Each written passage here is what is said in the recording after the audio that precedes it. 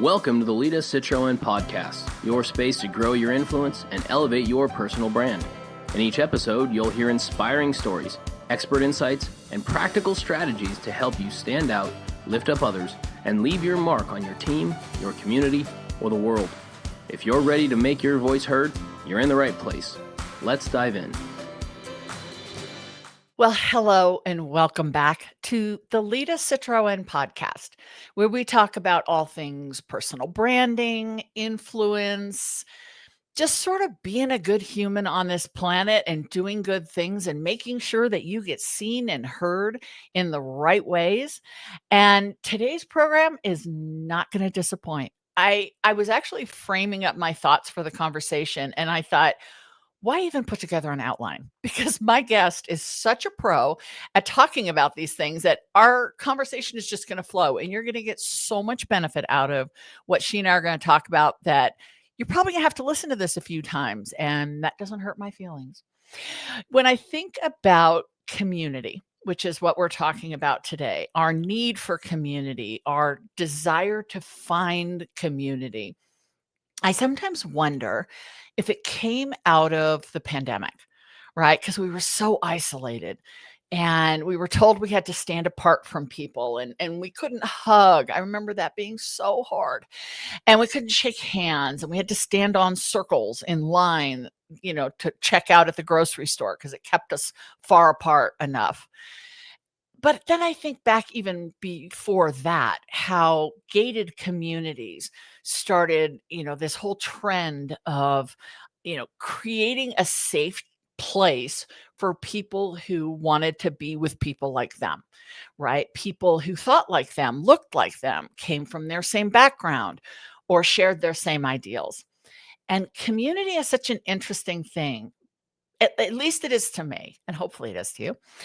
Because what I find is sometimes there's this perception that if we don't come from the community that we're attracted to, or at least intrigued by, that we somehow can't find a way in. And we're going to talk about that today because there are ways to move forward. And if you've read my book, The New Rules of Influence, you know that I talk a lot about how to find your way into a community that you may not look, sound, share experiences with, but you feel a connection to.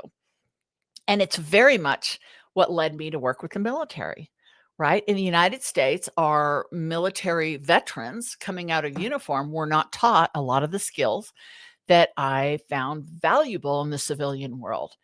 And it's a community I don't come from. I didn't know anyone who had a military background. I didn't know anyone who had served, but I found a way to serve them. And what that opened up, interestingly, is other communities coming to me and saying, we want you to teach our community the things that you're teaching other communities. And recently, this one really surprised me. There's a group of Latina entrepreneurs, and it's a big organization. They have programs around the country. And they came to me and said, we want you to speak on influence to our community. And I said, well, just so you know, I'm not Latina, right? I have a lot of Latinas in my life, but I am not from that community. And they said, but you aren't from the military either. And you figured out how to do that. And what an honor to be on stage and speak to a group of people who don't look like me, don't sound like me, don't have the same background, but we share a common thread. We share a common passion and commitment to moving forward. That's what community can do for us. And I want to bring my guest up because you're absolutely going to love listening to Megan. Megan Bozzuto is a visionary leader and advocate for women's advancement with over 20 years of experience spanning finance and marketing and leadership development and organizational strategy. She is the president of the International Association of Women, IAW, and she leads programs and platforms that connect, support, and elevate women across multiple industries, helping them grow their influence, achieve their goals, and design lives and careers they love. Welcome, Megan. Thank you for having me here. Super excited for this conversation. Well, and in all honesty, Megan and I've known each other for a hot minute. And I've done programs with Megan, and it's the same thing. It's like two, friends just talking, and yet we're dropping these gems constantly. And so I just was so excited when you agreed to have the conversation here, because now my audience gets to listen to everything that you have to offer. And you really have built just an amazing organization with IAW. Maybe before I get into some of my questions, talk a little bit about what IAW is doing today, and what you're doing in the future that we can all get excited about. Yeah. So I've been a part of the IAW team. I started with IAW about 8 years ago in a consulting position. And it was never on my career path or radar to run a women's organization. But along the way, first of all, I started and it was like, I didn't know this was a thing. And this is something I need in my life. So I was all in IAW and programming and resources for supporting women. Over the last 7-8 years, I evolved my role where I just poked holes and took on more and more responsibility to the point that I became the president. But we've also evolved the platform, and I call it a platform. Sometimes I'm like, I don't even know how to explain it, but we've evolved the platform to be very member centric, to be very oriented on meeting members where they're at so that everyone feels like they can show up and be supported no matter where you're coming from. And there's the programming we do is meant to help deliver both networking and kind of building relationships, but also education so that you're advancing skills. The things we're doing today that I love, we have about a year, maybe almost 2 years ago, my team had this brilliant idea. Let's run a Monday session for 30 minutes live every single week where we help members kind of kickstart their week with some goals and some structure and some motivation. Great. Megan's hosting it. Showing up live at 12 o'clock every Monday became this, oh, I have to do it again. I love doing it.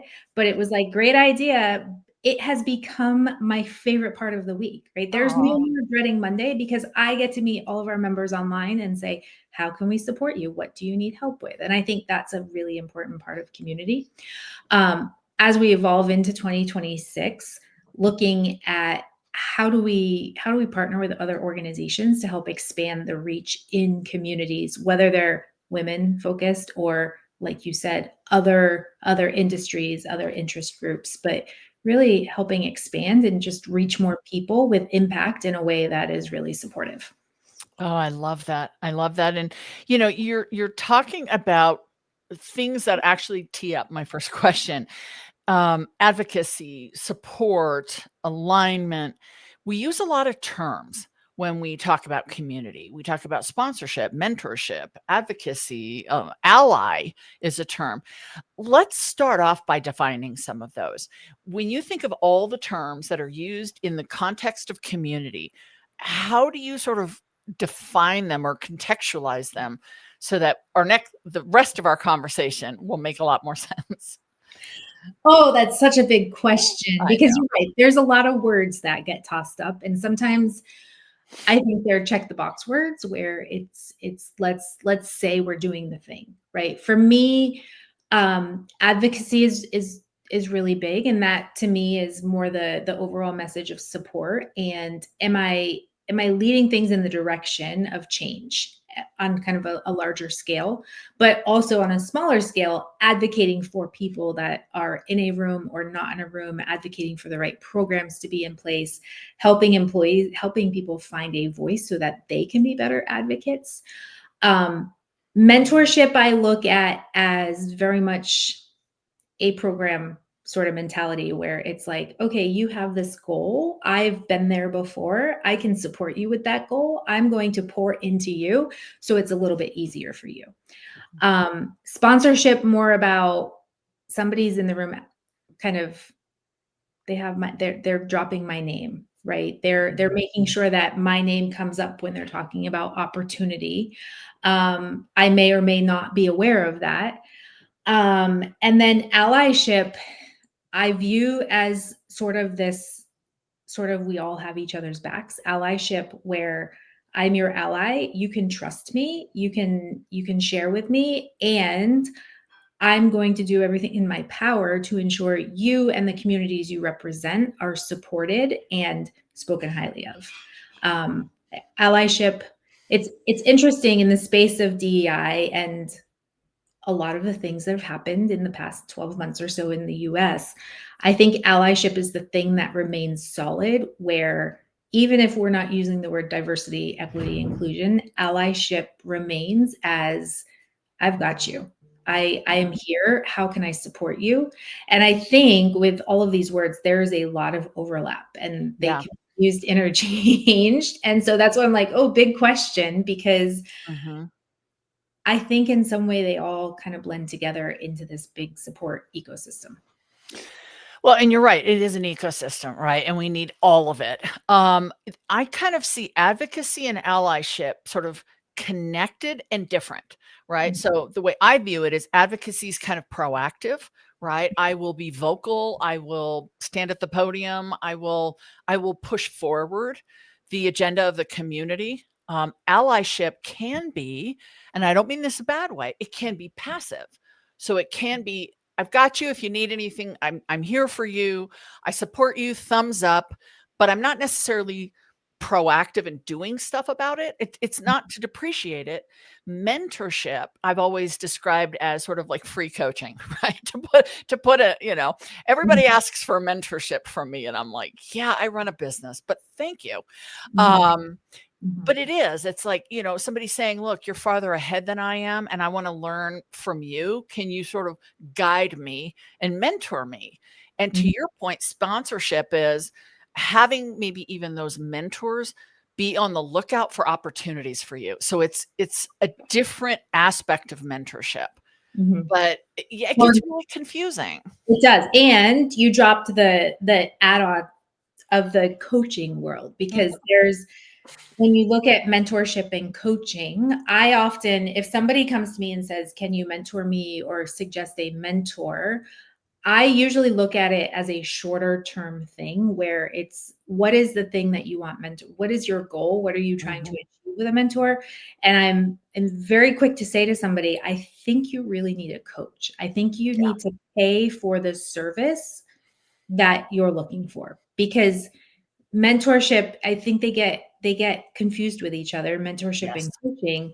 And like you said, you run a business, right? And if you mentored everyone who said, Lida, can you mentor me on this? Can you, like, you'd be out of business real quick. A nonprofit very quickly. So I think, there's a lot of overlap and ambiguity there. And that's where I think finding community is really important, because then you find the people that fill some of those roles. Exactly. And that becomes really supportive.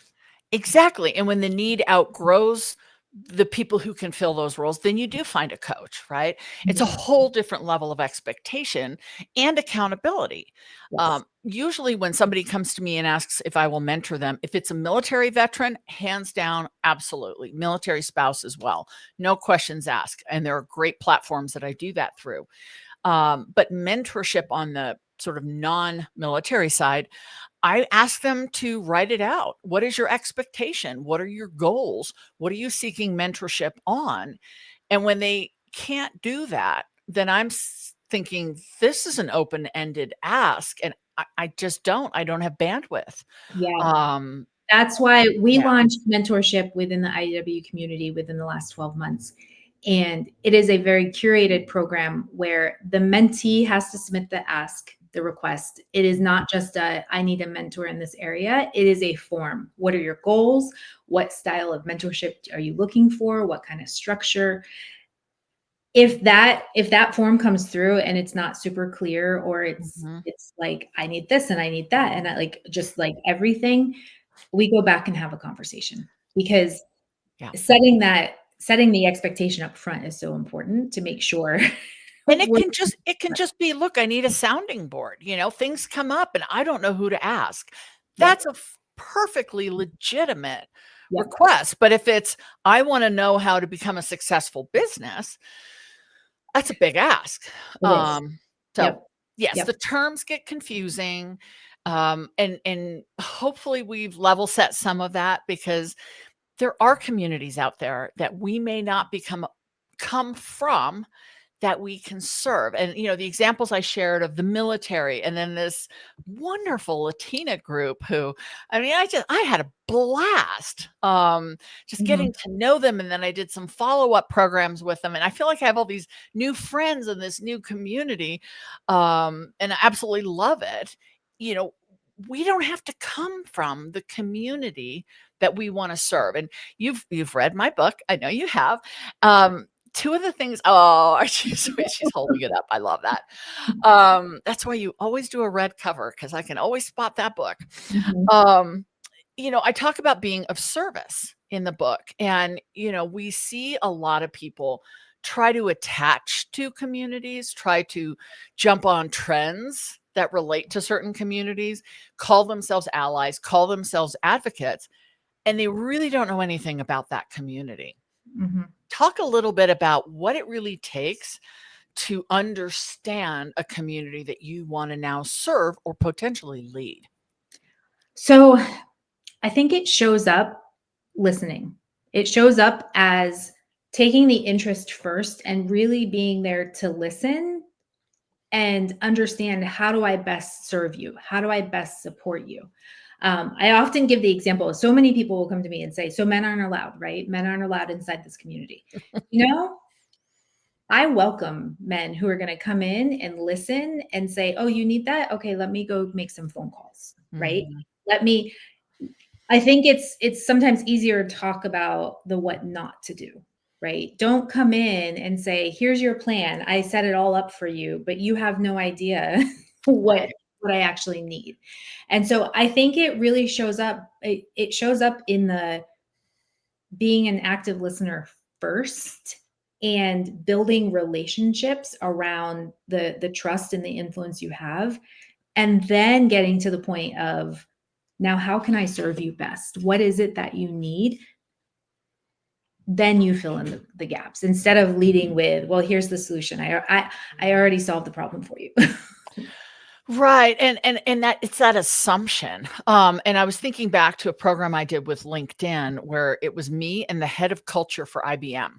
And we talked about executive voices and how executive voices can lend a lot of support to communities that might need some uplifting, but there can be a detriment to that if that isn't perceived as authentic. Yes. And that was really the genesis for that chapter in the book. Is you really have to, put aside your ego. I mean, I sat with veterans and was like, what do you need? What are the, like, really share with me, what are the struggles?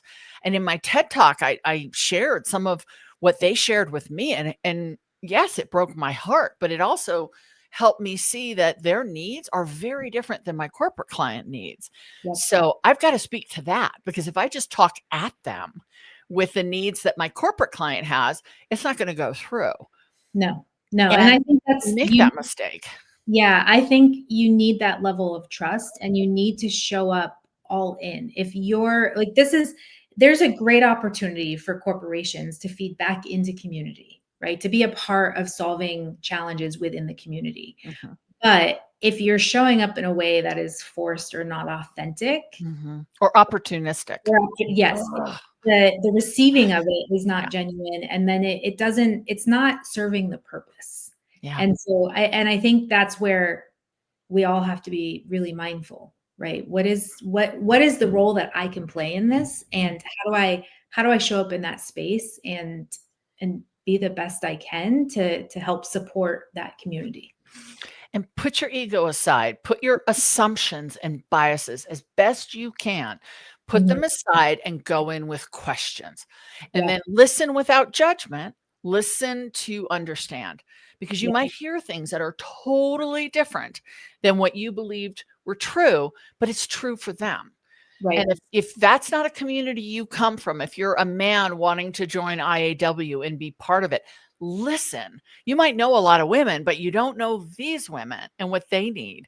If Mhm. you're trying to join a community locally or, online that you don't come from, asking the right questions. And so often we won't invest that time. Mm-hmm. Mm-hmm. Won't Yeah. invest that time. Even going to someone in the group saying, I would really love to get involved. I have some questions. Is this a space where this would be welcomed? Right. Mhm. It's okay to be upfront and acknowledge that, like, don't try to sneak in and be like, okay, I'm going to hide in the back of the room and figure you all out. Be upfront about that conversation. Yeah. We have had men join IAW and it was very self-serving. They wanted the audience of women. They wanted to promote their products and services, and they showed up as a seller. That was how they showed up. There was no giving back to the community. There was no supportive conversation. And that's really challenging for me because that's not the space that I feel is best supported for our members. Yeah, you've got to look out for your members. Absolutely.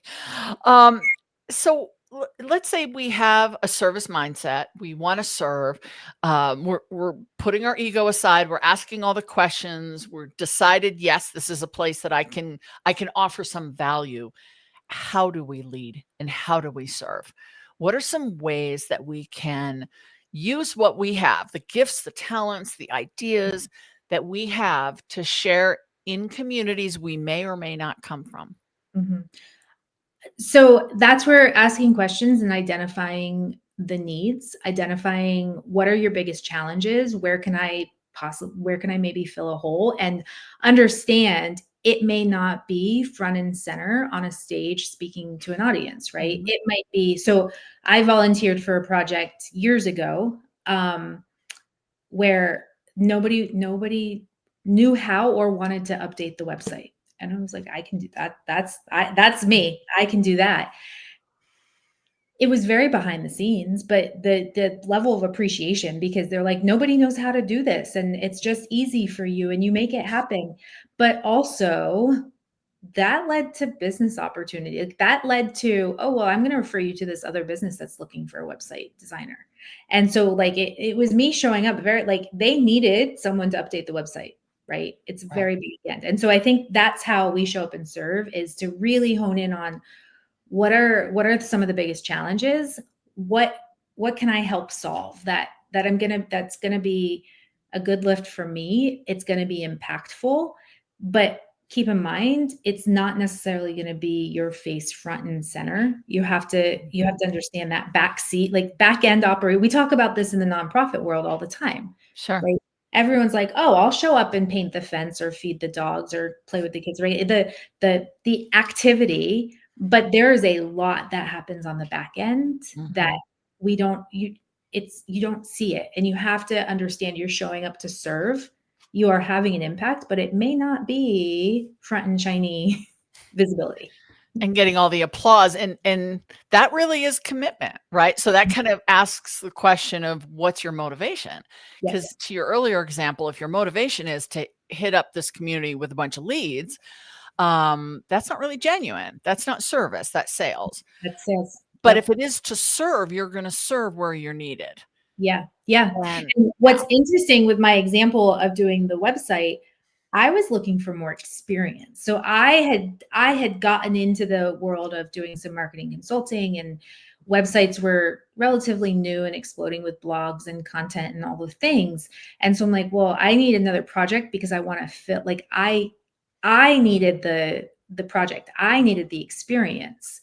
And so it fulfilled that for me, and then some. There was no expectation of future business. That just happened.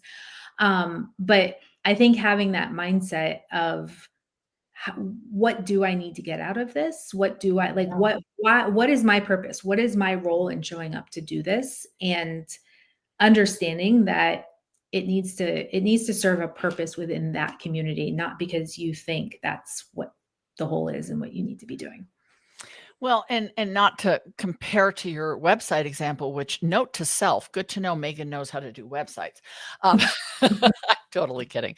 You know, when I started working with the military, it was because I saw that they didn't know how to do something that I was getting paid by corporate executives and professionals and entrepreneurs to teach them.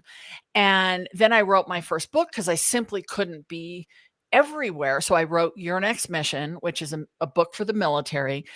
And this was completely like, I'm trying to give this information out to people.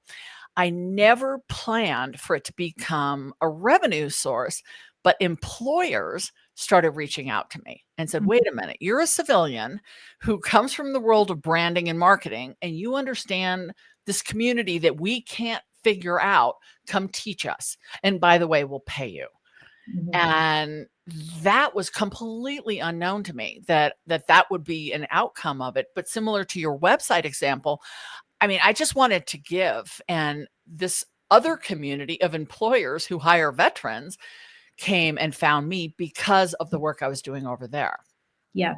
Yeah. And that's, again, when I think about service mindset and showing up to serve, there's not usually that, like, I'm not looking to gain. I'm not looking to get something out of it. I'm usually fulfilling something inside of me that I believe we're better citizens when we support other Right. communities and support kind of the overall well-being.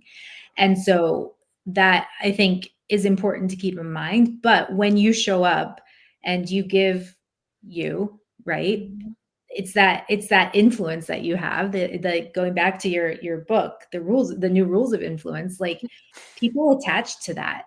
And Yeah. then they see you showing up authentically, and that just helps like brand power. It helps your personal brand kind of shine everywhere.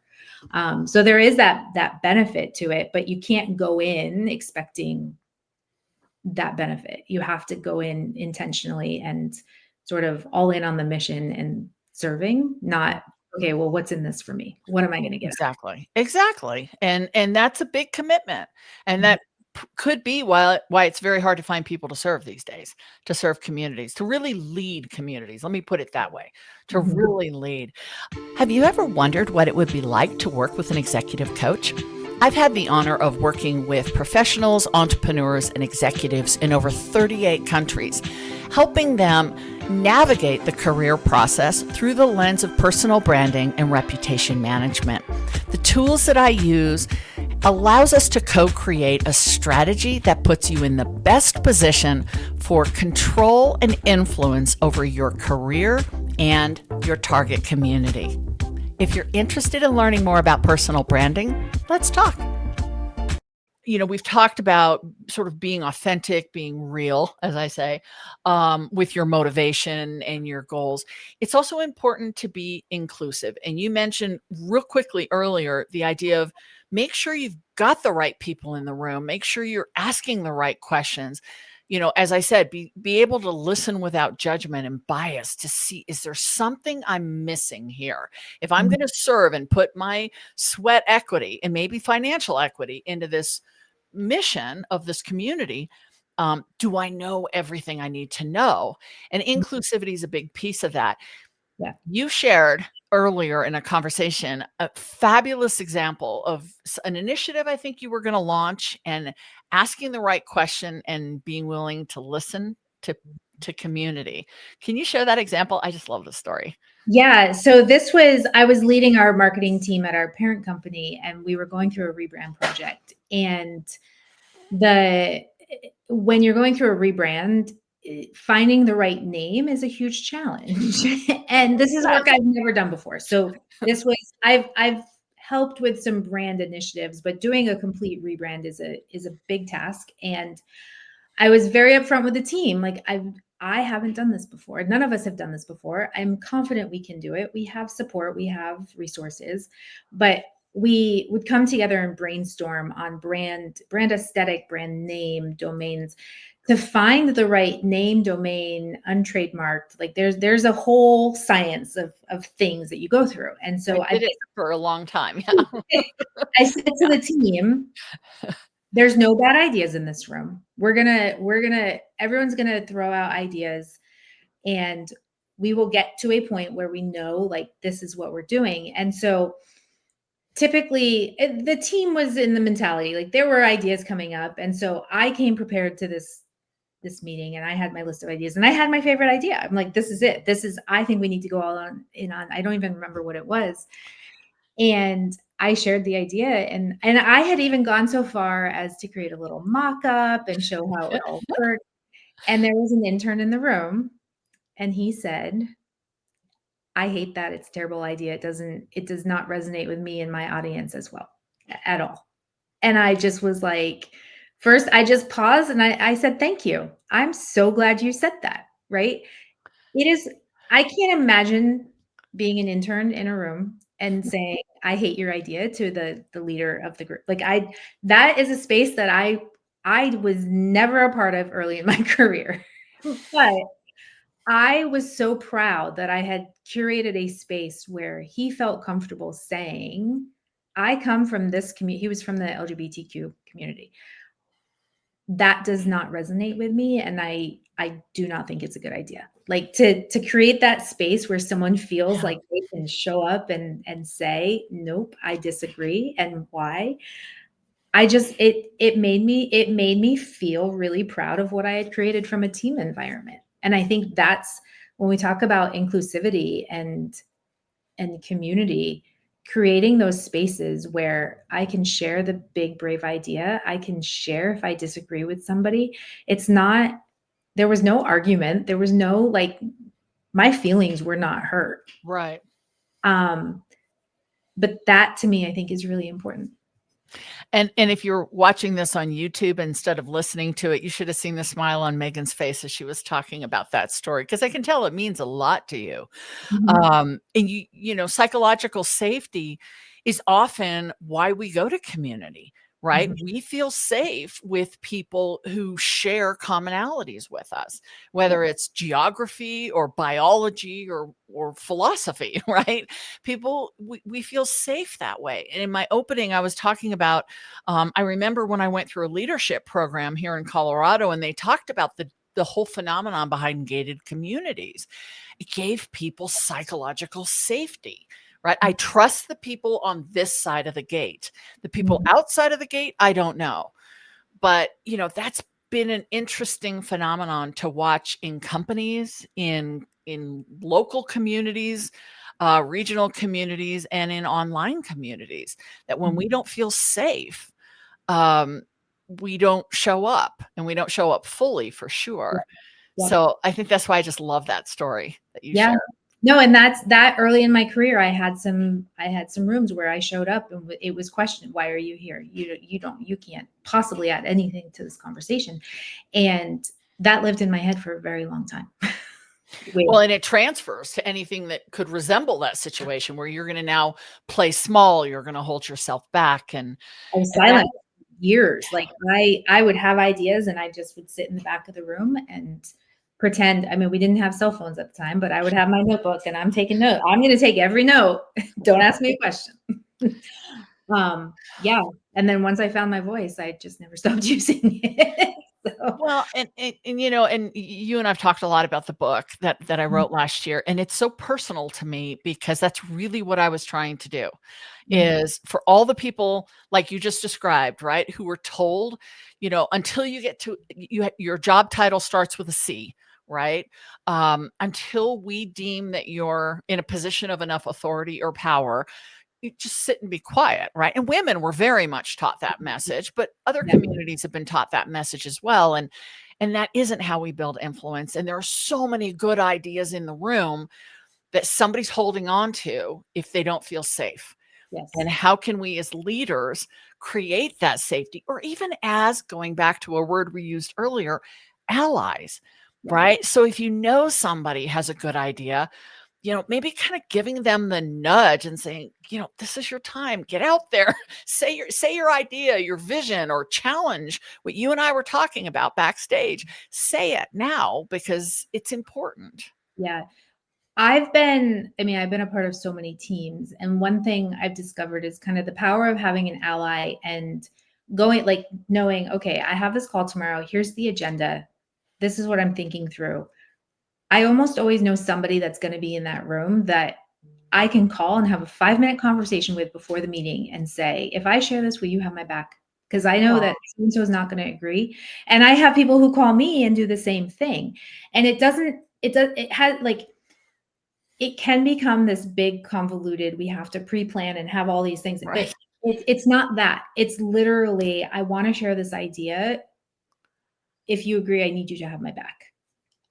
And that, like, that's really powerful to me. And I love playing that role for other people, because sometimes it's hard to be here's my idea, here's all that, especially if you are in a space where that psychological safety is not there. If you're the only in any room, it can be really hard to be like, okay, I'm going to go against status quo and say, what about this?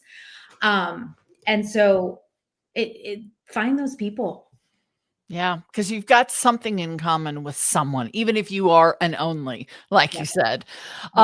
So to kind of put a cap on what we've talked about, because I have to listen to this again and get all the notes, because this was you dropped so many nuggets, and I knew you would. I just knew you would. It's kind of a two-part question. What do you see as the future of community, and what kind of a role will AI play? Oh, that is a good question. So the future of community, I think a lot of things. Technology will definitely play more of a role. I think technology will continue to show us ways to connect and come together in spaces and places that were never a possibility before. I do have concerns that technology will also create division of the in-person versus the virtual, right? I think that technology can help us become very isolated, and I love people. I love going into a room with people and being like, taps my energy. I need to go recover from it. But I also know the importance of face-to-face time and being out and doing things. And I sometimes worry that technology is going to keep us contained. But then I look at Lida, you and I can sit down and talk for hours, and we've never met in person, right? So like, it's possible. Yeah. So I think community will become more of a thing. I think that we will find ways to bring communities together, so it's not just like, here's this silo and here's this silo, but more integration and intersection of different silos coming together. The role of AI, I think AI is going to help us find the right communities where we're a good fit and feel like we belong. I think AI can be a tool to help connect us and help us all kind of speak the same language. So helping us kind of evolve that sense of being in the same place at the same time and walking away with a shared mission of support. And thank you, because I knew you'd have a really thoughtful answer, even though I kind of sprung that on you. I think a lot about this, and I teach a lot about influence sort of in the age of AI, and it is becoming quickly a big part of our life, and technology in general has, but AI in particular. And I want to be optimistic that community is going to start becoming less of a circular thing and more of a just sort of a mindset. I want to hope that, because what I'm almost seeing is, as the world becomes scarier, as things start feeling maybe more threatening or more, untethered, that we are holding tighter to communities. And those communities are just people who look and sound and think like we do. And that isn't where we learn. That isn't where we grow and open our heart, open our head. But that's a reaction to not feeling safe or feeling threatened in some way. So my hope is that the need for these programs and communities, I mean, no offense, but I would love to see there's no longer a need for the IAW, because women are so fully integrated that there isn't a need for it. And I know, as a leader of an organization, that's yours as well, because that's why we do what we do, right? I serve on a board for military families. The goal is one day we don't need that, because military families are so thriving and happy. And but my hope is that, my fear is that we will go the opposite direction. Yeah. And the AI thing, as I study AI, and I was reluctant. I was not an early adopter. Now I'm an addict. And I love AI, but the social component of AI is a little concerning, right? We see people having relationships with chatbots. And we see people leaning on AI to have community. And it's not a human being. It doesn't have empathy. It doesn't have humanness. And that social isolation that can come from that, I hope, again, that isn't an outcome, and that it's just a blip, and we work through it, and can use it to amplify and automate and support our lives, Right. not replace what you and I are talking about in all the beautiful things that community gives us. Yeah. I mean, I think very real concerns, and as I evolve my own relationship with AI and how I use it, but also I have 3 kids, so looking at their use of it, right? And identifying where it can be a tool and an asset versus where we become too attached and let AI become the thing we have the relationship with. Right. And Right. it can feel very real, Mhm. right? It can feel very much like the circle of friends, like, so something I think we all have to pay attention to and be mindful of. Yeah. Oh, Megan, you and I can talk for so long, and I know our listeners today got so much out of the conversation. Where can they connect with you? Where would you like people who want to learn more about you and your work, maybe have you do some website stuff? I'm kidding. I'm kidding. Learn more about IAW. Where can they find you? LinkedIn is the best place to connect with me. I love when people reach out on LinkedIn and tell me where they heard my name or what they listened to. I love building real, genuine conversations. So connect with me on LinkedIn, but be sure to send me a message and let me know that you're connecting through Lida. Yes. Oh, definitely. Well, this has been an absolute treat. I wish we had hours and hours and hours to talk. Maybe we'll have to figure out another program and do that in the future. But for all of you listening, the ask and the hope is that you will find community. Find people who will support you, become your advocate, your ally, your mentor, your sponsor, your friends, your sounding board, whatever it is you need. There are communities to support that. And we all need people. Like Megan said, I am the same way. I thrive in a room of people. I love being around human beings because we're flawed and we're complicated and we're real. And that's what makes us different than any technology, right? Find those communities. And if you don't find a community, maybe that's because you're supposed to start one. And that's going to take a lot of courage. That's going to take a lot of friends and support, but that's how some of the best communities get started. I know we've got a great program for you next time, so please be sure to like and subscribe. If there's someone who you know that would benefit from this conversation or listening to what Megan and I talked about, please share this message with them. And until I see you all next time, I wish you health, happiness, and all good things. Thank you, Megan. Thank you. Thanks for tuning in to the Lida Citroën Podcast. If you enjoyed today's episode, be sure to follow the show and leave a review. It helps more people discover these inspiring conversations. For more tools, insights, and resources, visit Lida360.com or connect with Lida on LinkedIn. Until next time, remember, your influence has the power to make a real difference.